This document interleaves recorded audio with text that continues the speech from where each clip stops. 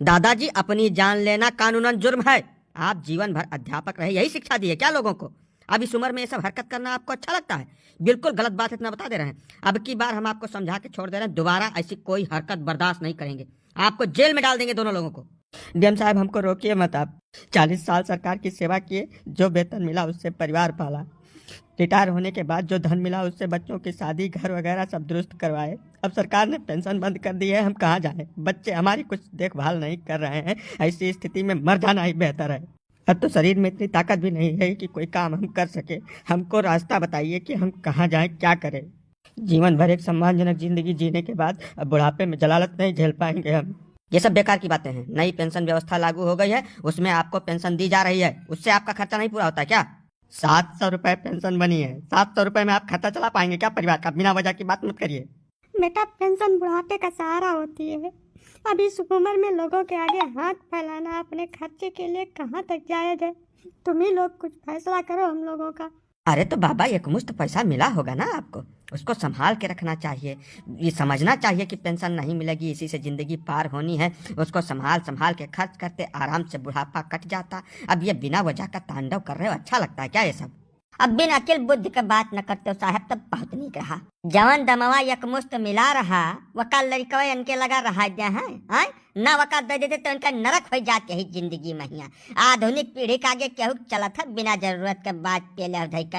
ये सब हम कुछ नहीं जानते, बेसिर पैर की बात मत करिए। जो गलत है वो सभी के लिए गलत है। बुजुर्ग होकर यह काम बिल्कुल शोभा नहीं देता है। दोबारा ऐसा कुछ अगर हमारे संज्ञान में आया तो जेल में डाल देंगे, जिंदगी जेल में बीत जाएगी।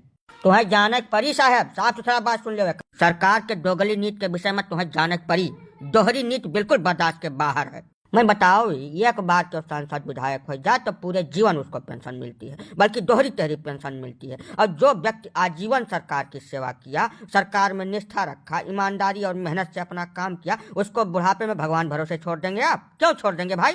अगर आप भगवान भरोसे छोड़ने का प्रबंध करेंगे तो ये सब चीजें आपको देखनी पड़ेगी, जाननी पड़ेगी। बाबा जी, आप बुजुर्ग आदमी हैं, मामले को शांत करना सीखिए। आग में घी डालने का काम कर रहे हैं यार आप। शासन सत्ता की गलत नीतियों पर आपकी निगाह बिल्कुल नहीं जा रही है। हम 2 शब्द बोल दिए तो आग में घी डालने का काम कर रहे हैं। आप ही बताइए, लाखों नौकरी पेशा लोगों को बुढ़ापे में जलालत की जिंदगी जीने पर विवश किया जा रहा है, उस पर आप क्यों नहीं बोल रहे हैं? हम बोल रहे हैं तो हम दोषी हो गए हैं। ये नीति बर्दाश्त के बाहर है। बुजुर्गों को उनका हक मिलना चाहिए। जिसने आजीवन ईमानदारी और निष्ठा से काम किया, उसका प्रतिफल उसको बुढ़ापे में दिया जाना चाहिए।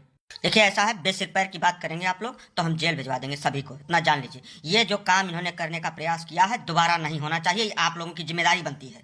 गजब का जबरदस्ती बटुआ लागे साहब। तो मैंने हर एक जिम्मेदारी निभावे काम खाली नागरिक करे। सरकार और शासन सत्ता के कौनो जिम्मेदारी नहीं बनत अपने नागरिक के प्रति। आए बताओ, आप जे जीवन भर टैक्स दिहिस, ईमानदारी से सरकार के सेवा किहिस, हर तरीके से एक जिम्मेदार नागरिक होए के जिम्मेदारी निर्वहन किहिस, तेकरे प्रति सरकार के कौनो उत्तरदायित्व तो नहीं बनत है। कौनी में तू बटुआ था यार?